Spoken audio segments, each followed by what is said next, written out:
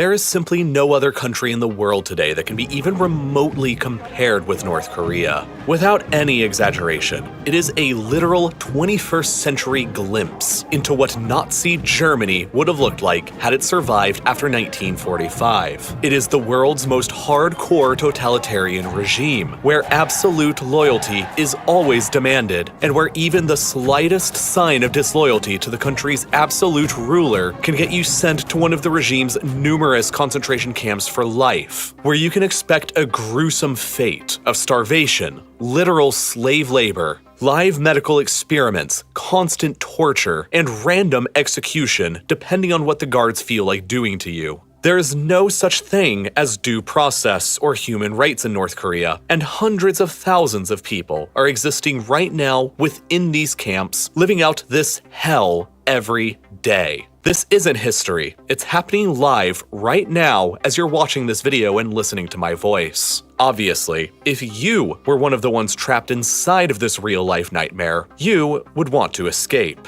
The problem with that is that North Korea is without a doubt the world's most difficult country to escape from, primarily because North Korea doesn't allow you to escape. The penalty for even trying to leave the country is treason, the camps, and in many cases, death. And even if you successfully do get out, the North Korean regime has a tendency of going after your family members who stayed behind. This means your spouse, your children, your parents, and even your grandparents can be rounded up and sent to a lifetime of horror in one of the camps if they didn't make it out with you. For many, this is all the deterrent that's needed to keep them in line. Understandably, while frustratingly so. But if you've made up your mind to leave, regardless of the risks and the consequences, these are the few ways you'd be able to do it. Unfortunately, none of them are easy, and they all have their own challenging geographic issues to account for. The most obvious destination for escape is to South Korea, the exact polar opposite of North Korea, a free, liberal, and rich democracy. South Korea claims legal authority over the entirety of the Korean peninsula, and officially considers all 26 million North Korean citizens her own citizens as well. This means that if you can make it in, you're guaranteed citizenship, a future, and are effectively in the clear. But moving just this short distance from the north side of one peninsula to the south side is probably the most difficult journey that a human being can make in the 21st century. Walking directly across the southern border is almost impossible because it's literally the most heavily militarized location on the planet. It's completely covered with high walls, electric razor wire, millions of landmines, and is defended by millions of soldiers with live ammunition who have explicit orders to shoot to kill anyone foolish or brave enough to try getting across. An escape through here might be the quickest, but it's also the most dangerous and risky. Your odds of success are low, but despite that, many have still tried and come out victorious. In 2017, a North Korean man drove his car directly up to the military demarcation line between the two countries at the border and dramatically crashed, got out, sprinted across the border under a hail of machine gun fire from the North Korean border guards, and collapsed on the South Korean side behind a wall before being rescued.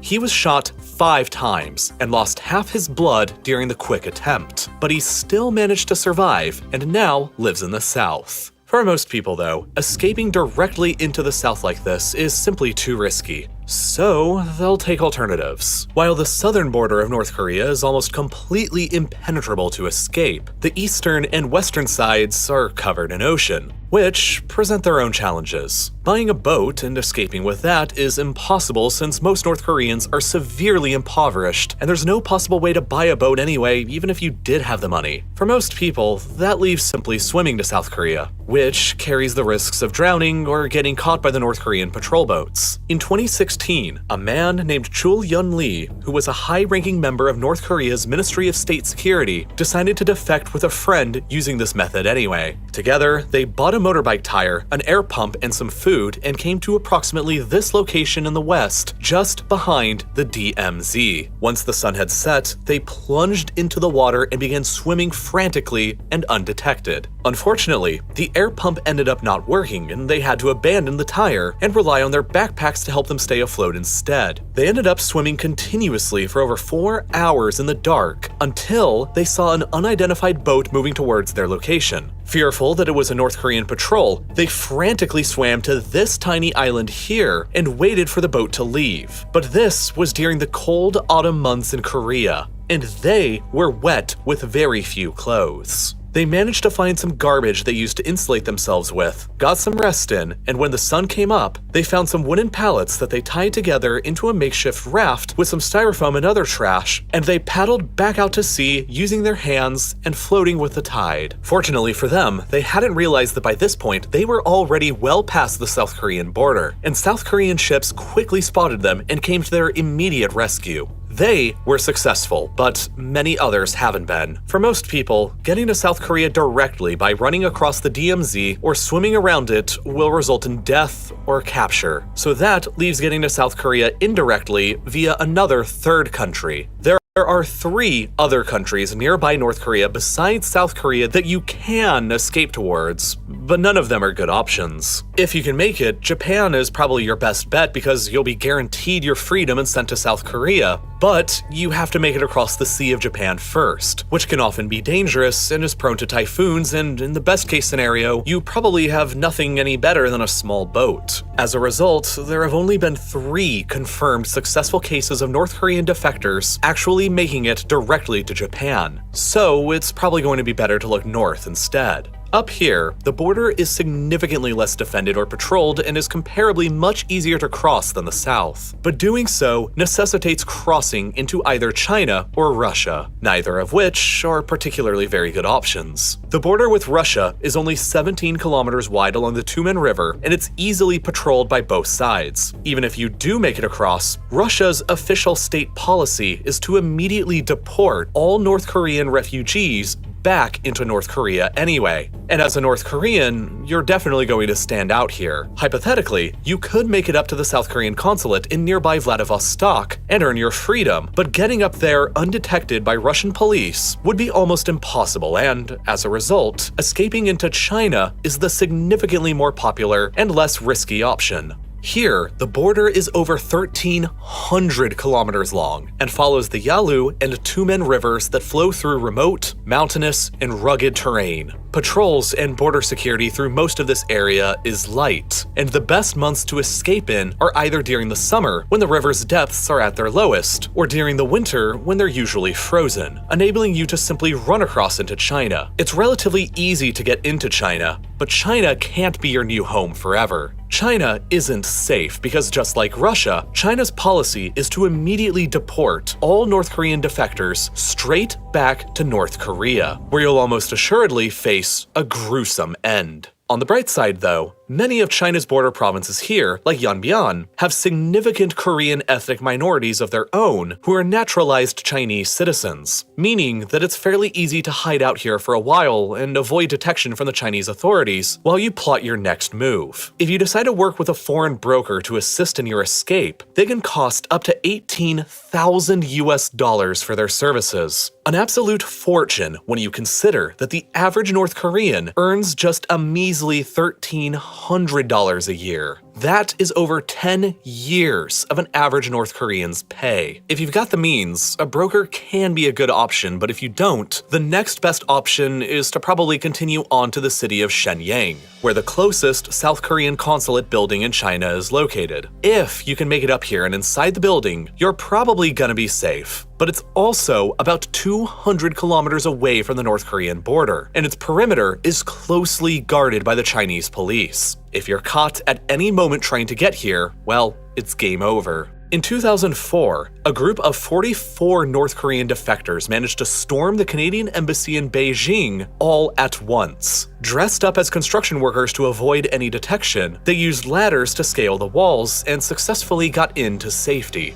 But ever since then, China has significantly increased their police and security presence around foreign consulates and embassies, especially South Korean ones. So repeating this now would be a lot more challenging. Instead, you most likely need to get yourself across China and into another country that's more sympathetic to your situation. But the problem with that is that China is huge, and there aren't many countries around it who will even help you either. Russia will deport you back to North Korea if you get caught there, while Vietnam, Laos, and Myanmar all maintain close relations with Pyongyang as well, and just like China or Russia, they'll most likely deport you back to North Korea if they catch you as well. Getting into India, Bhutan, Nepal, or Pakistan would require hiking through the Himalayas, which pretty much eliminates any of them as easy options. And so that effectively leaves you only two friendly and realistic nearby destinations to escape into: Mongolia or Thailand. Mongolia is the closer choice, and the government here is sympathetic to the plight of North Korean defectors. If you make it up here, they'll deport you to South Korea rather than the North upon arrival. You just have to surrender yourself to the Mongol police. The only problem is that to get here, one must pass through the formidably difficult, freezing, and hostile terrain of the Gobi Desert, one of the world's largest deserts with an abundance of dangerous wildlife, hostile temperatures, and few resources to survive on. Navigating through the desert takes a lot of skill that one is unlikely to have ever learned back in North Korea, but nevertheless, some people have made it. In 2007, Park Yeon-mi and her mother escaped across the northern border into China by running across the frozen Tumen River. Because of China's deportation policy, it was impossible for the pair to find any kind of legal work inside of China, and they fell victims to human traffickers. After months of living beneath the radar, they eventually made their way here to the city of Qingdao and found a Christian missionary shelter. It was there that after nearly 2 years of remaining undercover in China, that they received enough aid from missionaries and human rights activists to finally take a chance and flee up towards Mongolia, with the goal of getting deported to South Korea and freedom. This incredible mother-daughter pair successfully managed to navigate through the Gobi Desert and reached the Mongolia border, but upon arrival, a group of Mongolian border guards intercepted them and threatened to deport them back over the border towards China, which would have ultimately meant deportation back to North Korea and the camps. Desperate, the pair both drew knives and promised that they'd kill themselves right there if that's what the guards were going to do. Sadly,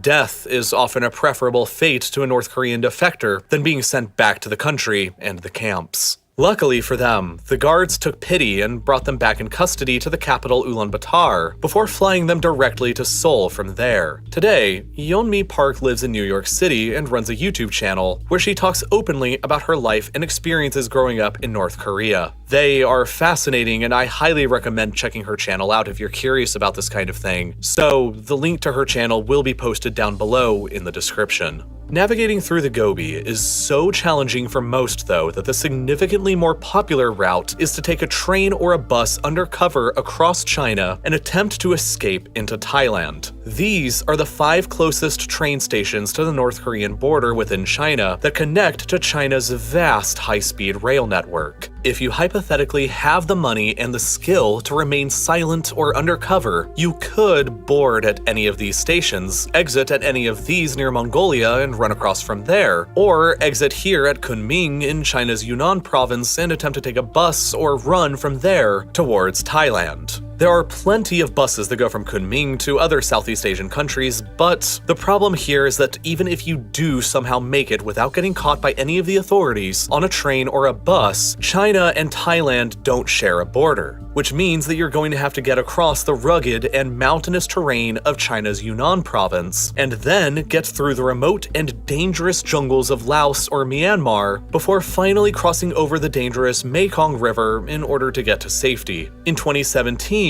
this is exactly what Park Hyun-woo and his father did. Before they decided to escape North Korea, both of Park's sisters had already made it to freedom in the south and were covertly sending money back to them up in the north. After securing the help of a broker in China, they decided that it was time for them to leave as well. In the dead of a winter night in February 2017, both men crossed the frozen Tumen River into China with a pill full of rat poison to kill themselves with if they got caught. one of the sisters and their handler was waiting on the other side with a van and took them to a nearby safe house in the town of Yanji where they changed clothes. From there, they took a train to Shenyang and then another train to Zhengzhou, followed by yet another train to Beijing. From here, they took a series of buses to Kunming, but as soon as they got there, the Chinese authorities discovered them. Park and his father fled from their bus and became separated, and Park was forced to continue on foot alone through the dense jungles of Laos. Eventually reaching the Mekong River, the final obstacle, Park managed to get across and immediately surrendered himself to the Thai police, who took him into custody and surrendered him to South Korean officials, who flew him back to Seoul in safety. However, his father had been arrested by Chinese police and sent back to a prison near the North Korean border. But for whatever reason, the prison released him, and after getting back into contact with the brokers again, he made his way back down to Vietnam, and from here was able to avoid all detection and finally got on a plane bound for Seoul as well. It had taken him 1.5 years and a journey of over 5,000 miles simply to reach a place a mere 400 miles away from his home. These are the only ways to escape that are available to the average North Korean stranded within the country, and they are all hard and desperate. But sometimes, even getting to South Korea doesn't guarantee you your safety. In 2002, a woman named Jin Kyung-suk successfully defected over to the south, became a citizen, and married a South Korean man. For their honeymoon in 2004, 2 years later, they decided to travel back to the Chinese-North Korean border to film a documentary on the horrors of the North Korean regime, but while there, unidentified men kidnapped Jin and dragged her back into North Korea, where she was sent back to a concentration camp, tortured, and eventually executed, despite having been a legal South Korean resident. Escaping from North Korea is never easy for anyone. All of these options are difficult, and even if you do make it out, you can still very easily be dragged back against your will and killed. There are countless other stories of heroic people who've defied the odds and escaped through various means. And what makes North Korea so fascinating to many of us outside of it is that it isn't